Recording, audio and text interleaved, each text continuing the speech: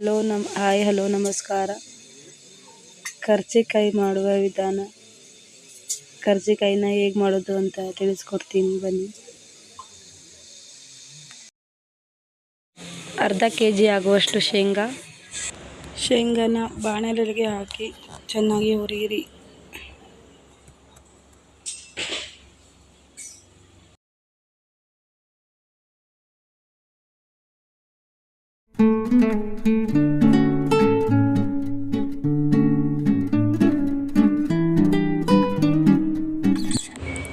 ಶೇಂಗಾನ ಒಂದು ಪಾತ್ರೆಗೆ ಹಾಕ್ಕೊಂಡು ನೋಡಿ ಈ ಥರ ತಣ್ಣಗಾಗಲು ಬಿಡಬೇಕು. ತಣ್ಣಗಾದ್ಮೇಲೆ ನೋಡಿ ಈ ಥರ ಪುಡಿ ಮಾಡಬೇಕು. ಸಿಪ್ಪೆ ಎಲ್ಲ ಬೇರೆ ಮಾಡಬೇಕು. ತಿಕ್ಕಿ ಕೈಲಿ ಮ್ಯಾಶ್ ಮಾಡಿ ನೋಡಿ ಈ ಥರ 2 ಬೇಳೆ ಹಾಕಬೇಕು. ಎಷ್ಟು ಚಂದ ಹುರಿತಿದೆ ನೋಡಿ. ಸ್ವಲ್ಪ ಒಣ ಕೊಬ್ಬರಿ, ಒಣದು ಕಾಯಿ ತುರಿ,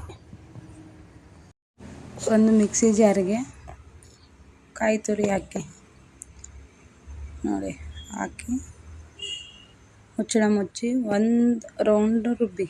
ನೀರು ಹಾಕೋಲಾಗ, ಮತ್ತು ನೀರು ಹಾಕಾಗದೆ ಗ್ರೈಂಡ್ ಮಾಡ್ಕೊಳ್ಳಿ ಈ ಥರ ನೋಡಿ. ನೀರು ಹಾಕಬೇಡಿ, ಮತ್ತು ತರಿಯಾಗಿ ಒಂದು ಪಾತ್ರೆಗೆ ತೆಗೆದಿಟ್ಕೊಳ್ಳಿ. ಅದೇ ಮಿಕ್ಸಿ ಜಾರಿಗೆ ಹುರಿದಿರುವಂತಹ ಶೇಂಗಾನು ಮಿಕ್ಸಿಗೆ ಹಾಕಬೇಕು ನೋಡಿ. ಈ ಥರ 1 ರೌಂಡ್ ಮಿಕ್ಸಿಗೆ ಹಾಕಬೇಕು ನೋಡಿ. ಪುಡಿ ಈ ಥರ ಹಾಕ್ಕೊಂಡು ಮತ್ತೊಂದು ಬೌಲಿಗೆ ತೆಗೆದು ಹಾಕೊಳ್ಳಿ. ಅದೇ ಬೌಲಿಗೆ ಕಡೆಗೆ ಸ್ವಲ್ಪ ಪುಟಾಣಿ ಹುರ್ಗಡ್ಲೆ ಅಂತಾರಲ್ಲ ಅದು,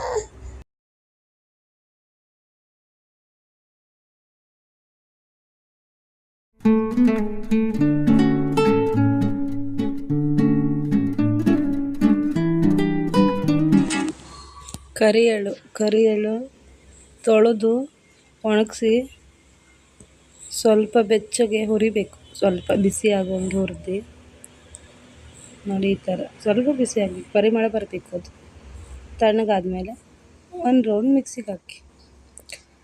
ಫುಲ್ ತಣಿಬೇಕಲ್ಲ. ತಣ್ಣಗಾದ್ಮೇಲೆ 1 ರೌಂಡ್ ಮಿಕ್ಸಿಗೆ ಹಾಕಿ ಇಡಿ.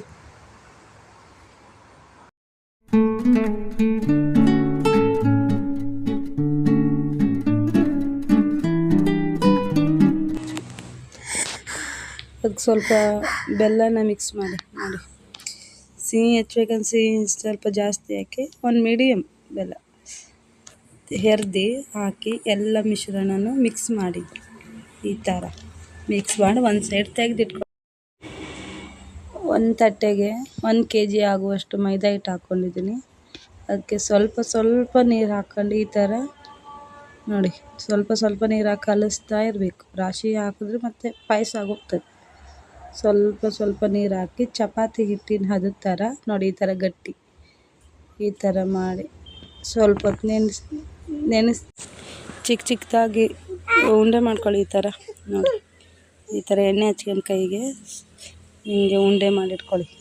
ಮೈದಾ ಹಿಟ್ಟು ನೆನೆದ ಮೇಲೆ ಚಿಕ್ಕ ಎಣ್ಣೆ ಹಚ್ಕೊಳ್ಳಿ. ಮತ್ತು ನೋಡಿ ಈ ಥರ ಚಿಕ್ಕದಾಗಿ ಉಂಡೆ ಮಾಡಿಟ್ಕೊಳ್ಳಿ ಒಂದು ಪ್ಲೇಟಲ್ಲಿ.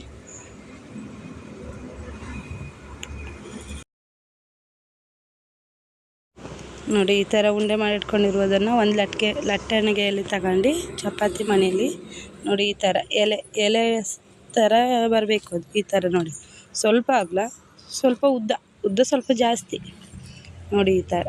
ಈ ಥರ ಉದ್ದಬೇಕು. ಹಿಟ್ಟು ಸ್ವಲ್ಪ ಹಚ್ಕೊಳ್ಳಿ, ಮತ್ತು ರಾಶಿ ಎಲ್ಲ ಸ್ವಲ್ಪ ನೋಡಿ ಈ ಥರ ಉದ್ದಬೇಕು ನೋಡಿ. ಇದನ್ನು ಒಂದು ಕೈಲಿ ಇಟ್ಕೊಂಡು ಅದಕ್ಕೆ ಸುತ್ತಲೂ ಸ್ವಲ್ಪ ನೀರು ಹಚ್ಚಬೇಕು. ನೀರು ಹಚ್ಚಿ ಮಧ್ಯ ಮಿಶ್ರಣ ಇರುವಂತಹ ಎಲ್ಲ ಪದಾರ್ಥ ಮಿಶ್ರಣ ಮಾಡಿಟ್ಕೊಂಡಿದ್ವಲ್ಲ ಅದನ್ನು ಹಾಕಿ ನೋಡಿ. ಈ ಥರ ಮಧ್ಯೆ ಹಾಕಿ ನೋಡಿ, ಗಟ್ಟಿ ಒತ್ತಬೇಕು. ಮತ್ತು ಎಣ್ಣೆಲಿ ಕರೆದ್ರೆ ಬಿಡೋಕ್ಕಾಗೋದು ನೋಡಿ. ಈ ಥರ ಹಂಗೆ ಮಾಡಿಟ್ಕೊಳ್ಳಿ ನೋಡಿ.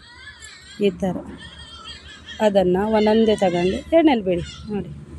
ಎಣ್ಣೆಲಿ ಬಿಟ್ಟು ನೋಡಿ, ಎಣ್ಣೆಲಿ ಮತ್ತೆ ಭಾಗ ಆಗೋಕ್ಕಾಗ ಅಷ್ಟು ಗಟ್ಟಿ ಒತ್ತಬೇಕು ಅದನ್ನ ನೋಡಿ. ಆಮೇಲೆ ಎರಡು ಸೈಡು ನಿಧಾನವಾಗಿ ಸಣ್ಣ ಉರಿಲಿ ಬೇಯಿಸಿ. ನೋಡಿ ಈಗ ನಿಧಾನವಾಗಿ ತಿರ್ಗ್ಸಿ ಹಾಕಿ, ಕೌಚ್ ಹಾಕಿ ಈ ಥರ ನೋಡಿ ಸಣ್ಣ ಉರಿಲಿ ಬೇಯಿಸ್ಬೇಕು ಈ ಥರ ನೋಡಿ. ಹೀಗೆ ನೋಡಿ ಈ ಥರ ನೋಡಿ ಚೆಂದ ಬೇಯಬೇಕು ಅದು.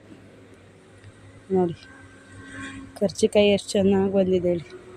ಬಿಸಿ ಬಿಸಿ ಕರ್ಜಿಕಾಯಿ ತುಪ್ಪ ಹಾಕ್ಕೊಂಡು ತಿಂದ್ರಂತೂ ಇನ್ನೂ